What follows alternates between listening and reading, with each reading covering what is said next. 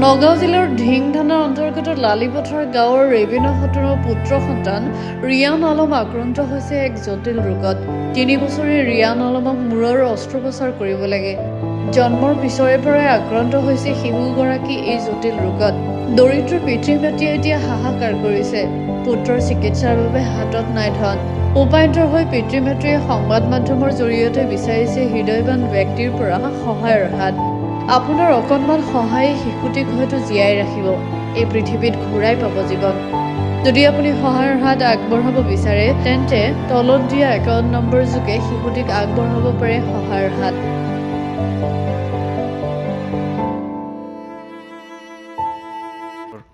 আইসি ফেরত হয়েছে তার দমচম আছে না আইসির মানে তো এরম হয়েছে অনেক আছে তার দেখে আট তারে না ভাত খাই কিনু তুললে খাইতারে না তার মার দুধ খাইছে না কিনু ফেরত হয়েছে দেখে আর অনেক তো যে তুললে এক বস্তু খাইতারে না রাহর তারে না অনেক মাথারে আমার করবার দিচ্ছে টেয়া লেগে করতারি না অনেক আর ওই যে আমার মাথার অবসর দিচ্ছে এটাও করতারি না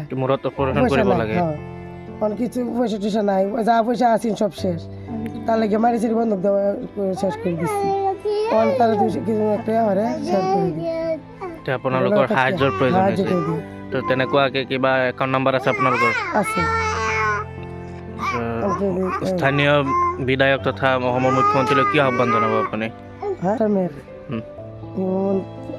কওকচোন আপুনি। কেঁচুৱাটোৰ আইচিত থৈছিলাম, তাৰপিছত ঘৰত অনাৰ পিছত এইটো খোজ কাঢ়িব নোৱাৰে আৰু নিজে তুলি খাব নোৱাৰে, একো কৰিব নোৱাৰে। মানে জন্মৰ পিছৰ পৰা খোজ কাঢ়িব নোৱাৰে। এতিয়া কি হৈছে?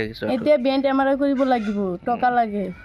MRI কৰিব লাগে আৰু কি ডক্টৰে কি কৈছে? ডক্টৰে কৈছে বহুত টকা লাগিব। টকা লাগিব আৰু কি অপাৰেশ্যন কৰিব কৈছে নেকি? অপাৰেশ্যন গুৱাহাটী কৰিব লাগিব, গুৱাহাটী মেডিকেলত। এতিয়া কি আপোনালোকৰ কি সাহায্যৰ প্ৰয়োজন হৈছে?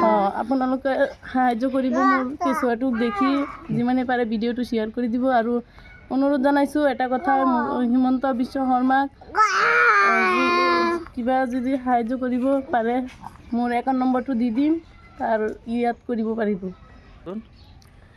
আইচিত ইছলাম মানে 1 মাস আইচিত ইছলাম আইচিতে বাউ কৰছি ওখানে বেন্ড MRI কৰব লাগে, টাকা পয়সা দৰকাৰ লাগে। আৰু তাৰ হয়েছে কি হয়েছে? বেমাৰটো কি হৈছে? বেন্ডেৰ ৰক চেপ দেখেছে, অপাৰেশন কৰব লাগে। মূৰত অপাৰেশ্যন কৰিব লাগে। কিমান দিন ধৰি হৈছে? 3 বছৰ ধৰি। 3 বছৰ ধৰি। ডক্টৰে কি কৈছে? অপাৰেশ্যন কৰিব লাগে। মূৰত কৰিব লাগে। আৰু স্কাইব নোৱাৰে। কিমান দিন ধৰি হৈছে? 3 বছৰ। 3 বছৰ ধৰি। এতিয়া আপুনি কি ক'ব? মই এইটো কম যে আপোনালোকে মোৰ সাহায্য কৰিব আৰু মোৰ কেঁচুৱাটো দেখি যিমান পাৰে ভিডিঅ'টো শ্বেয়াৰ কৰি দিব। নগাঁৱৰ পৰা আহিয়া আহমেদৰ ৰিপৰ্ট, গ্ল'বেল NE 24/7।